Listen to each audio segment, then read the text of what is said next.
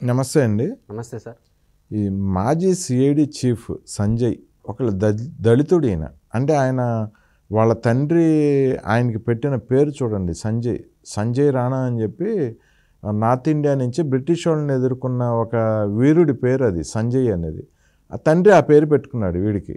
వీడు ఒక చెప్పాలంటే పుట్టు దరిద్రుడు అన్నమాట. ఇక అంత మంచి పేరు పెట్టుకొని వాడి బుద్ధులు, దరిద్ర బుద్ధులు, వాడు చేసిన పనులు, ఇవాళ వాడు సస్పెన్షన్కి గురయ్యాడు. ఆఖరికి జగన్మోహన్ రెడ్డి పంచాన చేరిన వాడు ఎంత పెద్ద ఆఫీసర్ అయినా సంజయ్ కాదు, రాణా ప్రతాప్ సింగ్ కాదు, సర్దార్ భగత్ సింగ్ కాదు, ఆజాద్ చంద్రశేఖర్ కాదు, ఎవరు వచ్చినా సరే వాళ్ళని కొళ్ళబెట్టేసి అవినీతి పరుల్ని చేసేసి సర్వనాశనం చేసేసి పాతాళానికి తొక్కేసి కాళ్ళ కింద వేసి నలిపేస్తాడు జగన్మోహన్ రెడ్డి అనటానికి ఈ సిఐడి సంజయ్ ఒక బెస్ట్ ఎగ్జాంపుల్ అనమాట. CID Sanjay suspension. సో ఆయనకి ఏంటి కర్మ, ఏంటి గతి, ఏంటి అవినీతి సొమ్ముకు ఆశపడి సిఐడి సంజయ్ బతుకు ఆఖరికి ఎలా తెల్లారిపోయింది, ఏం చెప్తారు దీని మీద? సార్, ఇప్పుడు మనం మాట్లాడుకుంటున్నటువంటి అంశము సిఐడి మాజీ చీఫ్ సంజయ్ గారి గురించి మనం మాట్లాడుతున్నాం. ఇతను ఎవరు సార్? ఒక ఐపీఎస్ ఐపీఎస్ ఆఫీసర్. ఏం చదువుకున్నాడు సార్? Civil services. ఎంత కష్టపడి ఉంటే ఎగ్జామ్ పాస్ అయింటారు సార్. ఎంతోమంది సంవత్సరాలు కష్టపడి చదివి అటెంప్ట్లు, మళ్ళీ దాంట్లో రిజర్వేషన్లు ఉన్నాయి, అదొక అంశం అనుకోండి. ఇంత ఉన్నప్పటికీ కష్టపడి మీరు పాస్ అయ్యి దేశానికి సేవ చేస్తామని చెప్పేసి ప్రమాణం చేసి ఈరోజు ఎందుకు ఈ పరిస్థితి దాపురింది? నిన్న కూడా మనం ఒక వీడియోలో చెప్పడం జరిగింది కదా సార్. ఏమని చెప్పాము? చదువుకున్న వారి కంటే చదువు రాని వారే కామన్ సెన్స్తో కాస్తో కూస్తో ఉన్నట్లు మాట్లాడగలిగే ధైర్యం ఎవరికైనా ఉంది అంటే అది ఒక కామన్ మ్యాన్కే. ఈరోజు చదువుకున్న వాడు ఎప్పుడు డబ్బులు ఏడ సంపాదిద్దామా, డబ్బుని ఎవరిని మోసం చేద్దామా, ఇవే ఆలోచనలే సార్. ఒక ఉద్యోగస్తుడు అంటే ప్రైవేట్ ఉద్యోగస్తుడు చేసుకున్న వాడు ఏం చేస్తున్నాడు? వాడు ఉద్యోగం వాడు చేసుకొని ట్యాక్సులు కట్టుకుంటే వాడు బతుకు ఇడుస్తున్నాడు. వాళ్ళని అనట్లేదు సార్. అంటే నేను ఏమంటున్నానంటే, చదువుకున్నవాడు తన చదువును 10 మందికి ఉపయోగించే విధంగా చేయకోకుండా తన అక్రమార్జనకు ఒక ఇల్లు, ఉండడానికి ఒక ఇల్లు, చేసుకోవడానికి ఒక పని, మంచి కుటుంబము, మంచి ఆరోగ్యము లేదు, వ్యవసాయం చేసుకోవాలనే తపన ఉంటే ఒక 10 ఎకరాలు, 20 ఎకరాలు, ఒక 30 ఎకరాలు నువ్వు ఒక మనిషి చేయగల శక్తి. వేలకు వేలు ఎకరాలు, కోటి రూపాయలు సంపాదించినోడు 5 కోట్లు సంపాదించినోడు 10 కోట్లు సంపాదించినోడు 50 కోట్లు సంపాదించినోడు 100 కోట్లు సంపాదించినోడు 1000 కోట్లకి 1000 కోట్లు సంపాదించినోడు 5000 కోట్లు. ఏం చేసుకుంటారు సార్ ఈ సంపాదన? ఇప్పుడు ఈ సంపాదించినటువంటి సంపద అంతా ఒక చోట నిలువైపోతే ఎకనామిక్ సైకిల్ ఎలా రొటేట్ కావాలి సార్? జామ్ అయిపోతుంది. ఇప్పుడు ఈయన సంపాదిస్తాడు. మన రీసెంట్గా మనము ఈయన డాలర్ శేషాద్రి గురించి విన్నాం కదా సార్. తిరుమలలో ప్రధాన అర్చకులుగా ఉండేవారు డాలర్ శేషాద్రి అంటే. ఆయన బాత్రూమ్ గోడల్లో పగలు కొడితే 2000 రూపాయల నోట్లు, 500 రూపాయల నోట్లు ఎన్ని బయటపడ్డాయి సార్? ఏం చేసుకుంటారు సార్ సంపాదన? నిన్ను నమ్ముకున్న కుటుంబాలకు, ఒక 100 కుటుంబాలకు, 50 కుటుంబాలకు నీ ఆలోచనకు తగిన విధంగా చేస్తే నీ ఫ్యామిలీని కొమ్ము కాస్తారు కదా సార్ వాళ్ళు. భగవంతుడు కూడా కొమ్ము కాస్తాడు. ఆ భగవంతుడే నీ దగ్గరికి వస్తాడు. నువ్వు భగవంతుని దగ్గర నుండి సేవ చేయాల్సిన పనిలే. 10 మందికి నువ్వు సాయం చేసినావంటే ఎంతమంది ఎన్ని రకాల విశ్లేషణలు చేసినా, ఎన్ని ప్రవచనాలు చేసినా, ఎన్ని పురాణాలు చదివినా ఆచరణ లేనప్పుడు అది వృధాయే. ఎగ్జాంపుల్ సిఐడి మాజీ చీఫ్ సంజయ్. దేశానికి సేవ చేస్తానని ప్రమాణం చేసి నేను ఎటువంటి అవినీతికి, ఎటువంటి అవకతవకలకు పాల్పడనని ప్రమాణం చేసి వచ్చినటువంటి ఒక IPS officer, Indian police service, భారతదేశానికి సేవ చేస్తానని చెప్పి వచ్చి ఎక్కడో రాష్ట్రం నుంచి ఈ రాష్ట్రానికి వచ్చి ఇంకా సర్వీస్ అయిపోతుంది ఒక 5 ఏళ్ళు 6 ఏళ్ళు అనగా ఇది ఒక అలవాటుగా మారిపోయింది సార్. ఐఏఎస్ ఐపీఎస్ ఆఫీసర్లకి ఏపీకి వచ్చే సంతకాలు పెట్టడము, నాకెంత నీకెంత, నాకెంత నీకెంత, నాకెంత నీకెంత, ఇట్లా అయిపోయింది సార్ పరిస్థితి. ఈరోజు ఒక ఐఏఎస్ ఆఫీసర్ కావాలన్నా, ఒక ఐపీఎస్ కావాలన్నా ఆలోచన విద్యార్థుల్లో కానీ, నిరుద్యోగ యువతలో కానీ రోజు రోజుకు వాళ్ళ మీద విలువ తగ్గుతూ ఉంది, గౌరవం తగ్గుతూ ఉంది. ఒకప్పుడు ఒక ఐఏఎస్ ఆఫీసర్ అయినాడంటే అది ఒక పెద్ద చరిత్ర సార్. అవును. ఒక కలెక్టర్ అయినాడంటే, ఒక ఎంఆర్ఓ అయినాడంటే, ఒక ఆర్డీఓ అయినాడంటే, ఒక గవర్నమెంట్ ఆఫీసర్ అయినాడంటేనే అది ఒక కళ. చాలామంది కుటుంబాల్లోనే అది ఈరోజు ఆ పరిస్థితి ఏమైపోయింది సార్? ఏం లేదు, అంతా అవినీతిమయమే, ఎక్కడ చూసినా అవినీతిమయమే. ఒక్క సిన్సియర్గా ఆఫీసర్ నేనైతే ఇప్పటివరకు చూడలేదు సార్. లేదు. అంటే గత 5 ఏళ్ల ప్రభుత్వ పరిపాలన కాలంలో సిన్సియర్ ఆఫీసర్లను కాస్త సస్పెండ్ చేశారు. ఏబి వెంకటేశ్వరరావు. ఇక్కడ అంటారు సార్ మళ్ళా కమ్మవాళ్ళు కాబట్టి సస్పెండ్ చేశారు, మీరు చెయ్యందే అని. ఆయన తనకు ఉన్నటువంటి భూమిని కూడా అమ్ముకున్నటువంటి పరిస్థితి సార్ ఈరోజు. తను సంపాదించినటువంటి డబ్బు ఏది జీతం రూపంలోనే ఈరోజు తన కేసుల కోసం మొత్తం అమ్ముకోవాల్సినటువంటి పరిస్థితి.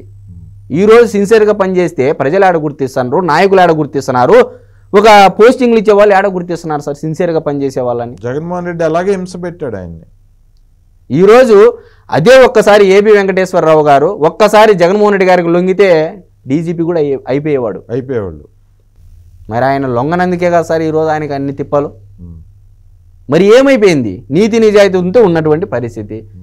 మరి వాస్తవం బోధపడిందో తత్వం బోధపడిందో ఏమో తెలియదు కానీ రెస్పెక్టెడ్ మాజీ సిఐడి మాజీ చీఫ్ మీరు అంటున్నారు సంజయ్ రాణా చాలా పోరాడాడన్నాడు, ఆయన పేరు ఈయనకు పెట్టుకున్నారని. ఆయన పేరుకైనా మనం విలువయాలిగా. మరి ఆ రకంగా మనం మాట్లాడుకుంటుంటే ఆయన గురించి మాట్లాడాలంటే ఏం మాట్లాడాలి సార్? అధికార దుర్వినియోగము, అక్రమంగా ఐప్యాడ్లు ల్యాప్టాప్లు కొనుగోలు చేశారు టెండర్లకు పిలవకోకుండా, అవినీతి. సరే, అగ్నిమాపక శాఖ డీజీగా ఉన్నప్పుడు అధికార దుర్వినియోగము.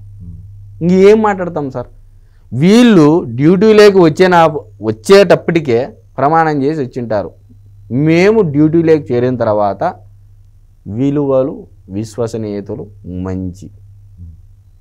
సార్ ఇవన్నీ పేరుకే పైకి వచ్చే మాట ఒకటి, లోపల ఉండే ఉద్దేశం ఒకటి. ఎస్సీ ఎస్టీ అట్రాసిటీ కేసుల గురించి దళితుల్ని ఎడ్యుకేట్ చేస్తానని చెప్పి ఒక మిషన్ ప్రోగ్రామ్ చేస్తానని చెప్పి సార్ ప్రభుత్వ సొమ్ము కోట్ల రూపాయలు. Yes sir, exactly. ఈయన ఒక్కటే కాదు సార్ ఇప్పుడు అలా చేస్తానేది. ఈ ఎస్సీ ఎస్టీలకు సంబంధించి చాలామంది మిషనరీ పెట్టేసి మిషన్లు పెట్టేసి ఫౌండేషన్లన్నీ అవ్వని ఇవ్వని పెడుతున్నారు. ఫ్రంట్ ఎజెండా బ్యాక్ ఎజెండా రెండు ఉంటాయి సార్. తన స్వలాభం ఏమీ చూసుకోకుండా, అంటే ఇప్పుడు ఒక మనిషిలో నువ్వు 10% మంచి చూస్తావా 90% చెడ్డ చూస్తావా? చెడ్డ చూస్తావు. మరి అలాంటప్పుడు దానికి ఒక తెర కప్పాలనా లేదా? ఆ 90% చెడ్డకు ఏం కప్పుతావు? ఒక కట్టనేస్తావు.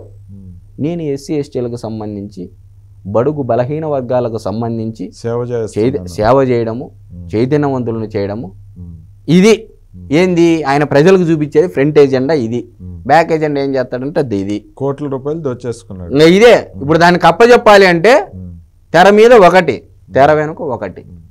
ఆయన ఒకటే కాదు సార్, చాలా మంది రాష్ట్రంలో కానీ దేశంలో కానీ జరిగేటటువంటి తంతు ఇదే. ఇప్పుడు సోషల్ మీడియాలో బండబూతులు తిడుతూ ఆడవాళ్ళని మార్ఫింగ్లు చేసి చాలా అసభ్యంగా చూపిస్తున్న వాళ్ళందరినీ కూటమి ప్రభుత్వం అరెస్ట్ చేస్తుంది. కానీ జగన్మోహన్ రెడ్డి పాలనలో జగన్ పాలన బాగోలేదు, ఇంత వరస్ట్గా పరిపాలిస్తున్నాడని ఊరికి ప్రశ్నించిన వాళ్ళని కూడా వేల మందిని, దాదాపు 60,000 మందిని సోషల్ మీడియా కేసులు పెట్టి అరెస్టులు చేశారు. రంగనాయకమ్మ అని మీకు తెలుసు సార్? అవును. ఆమె తన ఇంటి కోసము, లేకపోతే తనకు జరిగిన అన్యాయం కోసము, లేకపోతే తను నివాసించిన ప్రాంతంలో ఏ ఒక్క మనిషికి ఇబ్బంది కలిగిందనో ఒక పోస్టు పెట్టిందనో కాదు సార్. ఆమె పోరాడిండేది, పోస్టు పెట్టిండేది ఎల్జీ పాలిమర్స్ ఘటనలో కోల్పోయినటువంటి బాధిత కుటుంబాలకు నష్టపరిహారం ఇవ్వాలి, ఈ విధంగా జరిగింది నష్టం అని చెప్పేసి ఒక పోస్ట్ పెట్టింది అంతే, వాట్సాప్లో. అది కూడా రంగనాయకమ్మ పేరులో కమ్మ అని ఉందని చెప్పేసి కమ్మవారు అనుకున్నారేమో, ఆమె హోటల్ మూయించేశారు, ఆమె మీద కేసులు పెట్టారు. ఆమె వయసు ఎంత సార్? దాదాపు 70 సంవత్సరాలు. 70 సంవత్సరాలు ఉన్నటువంటి రంగనాయకమ్మ గారి పైన కేసులు పెట్టడము, ఆమె బతుకు తెరువు ఉన్నటువంటి హోటల్ మూసివేయడము. ఆ 60,000 మంది మీద అక్రమ కేసులు పెట్టారు, సోషల్ మీడియా కేసులు జగన్ పాలనలో. అప్పుడు ఈ సిఐడి సంజయ్ మీడియా ముఖంగా వచ్చి ఆయన ఒక ప్రకటన చేశాడు, ఈ 65,000 మంది ఆస్తుల్ని జప్తు చేస్తాం మేము, జగన్ ఎవరైనా ప్రశ్నిస్తే ఆస్తుల్ని జప్తు చేసుకుంటామని చెప్పి ఇదే సిఐడి సంజయ్ మాట్లాడాడు అప్పట్లో. ఏమైంది సార్? కర్మ. ఇప్పుడు ఆయన ఆస్తులు జప్తు చేయించుకునే పరిస్థితిలో ఉన్నాడు. భగవద్గీత ఎప్పుడో చెప్పింది సార్, అంటే ప్రజలు వదిలిన, రాజ్యాంగం మిమ్మల్ని ఉన్న ముసుగులు వదిలేసినా, లేకపోతే నాయకులు వదిలేసినా కర్మ అనేది రిటర్న్. కర్మ వదలదు, కర్మ వదలదు. దానికి సాక్ష్యం ఇదే. ఇంతకుముందు ఏంటంటే ఒక తప్పు చేస్తే ఏదో మీ పిల్లలకు తగులుతుంది, వాళ్ళ పిల్లలకు తగులుతుంది అని అనేవాళ్ళు. ఇప్పుడు ఎవరు చేసుకున్నటువంటి కర్మ వాళ్ళకి ఇన్స్టాంట్గా లభిస్తూ ఉంది. మరి ఇప్పుడు గతంలో నీకున్నటువంటి అధికారాన్ని ఉపయోగించుకొని ప్రజలకు సేవ చేయి, నీ శాఖకు సంబంధించినటువంటి ఏ విధంగా చేయాలో ఆ రాష్ట్ర ప్రభుత్వానికి పోయి ప్రతి ఒక్కరూ సెంట్రల్ నుంచి ఇటుకి రావడము, జగన్మోహన్ రెడ్డి గారు అయితే బాగా ఇస్తారని తెలుసుకోవడము, వీటికి వచ్చి అవినీతి చేసుకోవడం, మళ్ళీ డిప్యుటేషన్ మీద సెంట్రల్కి జంప్ అయిపోవడం. ఇది ఒక పరిపాటిగా మారిపోయింది ఐఏఎస్కి, ఐపీఎస్ ఆఫీసర్లకి. ఇదే సిఐడి సంజయ్ చంద్రబాబు గారిని అక్రమంగా అరెస్ట్ చేసినప్పుడు ఈయనే అధికారి. అప్పుడు చంద్రబాబు గారిని నంద్యాలలో ఉన్నప్పుడు, ఇప్పుడు ఇన్ని సొద్దుపూస కబుర్లు చెప్తున్నారు జగన్మోహన్ రెడ్డి అండ్ బ్యాచ్. జగన్ మాటిమాటికి వచ్చి ప్రెస్ ముందుకు వచ్చి కూడా మాట్లాడుతూ ఉంటాడు అక్రమంగా కేసులు పెడుతున్నారని. బండ బూతులు తిట్టి మార్ఫింగ్ చేసిన వాళ్ళ మీద కేసులు పెడుతున్నారు. కానీ అప్పట్లో జగన్మోహన్ రెడ్డి చంద్రబాబు గారిని ఎలా అరెస్ట్ చేయించాడు?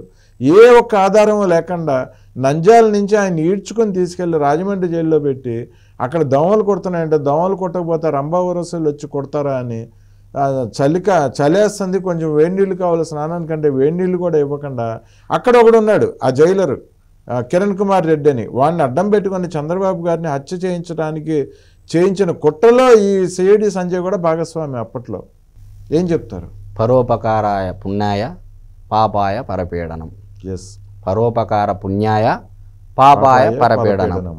ఎన్ని సార్ నేను చెప్తానేది ఏంటంటే ఒక్కటే మాట చెప్తున్నా, ఇన్ని పురాణాలు, ఎన్ని 4 వేదాలు, 108 ఉపనిషత్తులు, దానికి మళ్ళా ఉపనిషత్తులు, 4 శాస్త్రాలు, 18 పురాణాలు, ఇన్ని రామాయణ మహాభారత ఇతిహాసాలు, కావ్యాలు, 1000కి పైగా కవులు రచించినటువంటి ప్రవచనాలు, ఇన్ని రకాలుగా చెప్పినా కూడా నేను చెప్పేటువంటి మాట ఏంటంటే పరోపకార పుణ్యాయ పాపాయ పరపీడనం. ఇతరులకు నువ్వు సహాయం చేస్తే పుణ్యము, ఇతరులకు నువ్వు పాపం చేస్తే పేడ, అది పాపము. ఇంతే. ఓకే, నువ్వు ఎన్ని పురాణాలు చదివినా, ఎన్ని శాస్త్రాలు చదివినా నువ్వు చివరికి తెలిసేది పరమార్థము, సారాంశం ఇదే, సింపుల్ లైన్లో. ఓకే, ఇది చెప్పినటువంటి వ్యక్తి ఎవరు? వ్యాసుడు, వ్యాస మహర్షి. వినాయకుడు రాసేటప్పుడు ఇంత చెప్పే బదులు నాకు ఒక శ్లోకంలో చెప్పచ్చు కదా, ఇంత చాటభారతం చెప్తున్నావు, మహాభారతము 1,700 శ్లోకాలు ఉన్నాయి, 75,000 శ్లోకాలు అయిపోయిన తర్వాత వినాయకుడు అడుగుతాడు, ఒక్క శ్లోకంలో చెప్పరాదంటే నేను చెప్పలేను అనుకుంటున్నావా, వచ్చేది కలికాలము, చాటంత భారతం చెప్పినా కూడా ప్రజలకు ఎక్కదు, జనాల చెవులకి ఎక్కదని చెప్పేసి అని అంటే అయినా కూడా సరే నువ్వు అడిగినావు కాబట్టి అని చెప్పేసి చెప్పడం జరుగుతుంది వినాయకుడికి.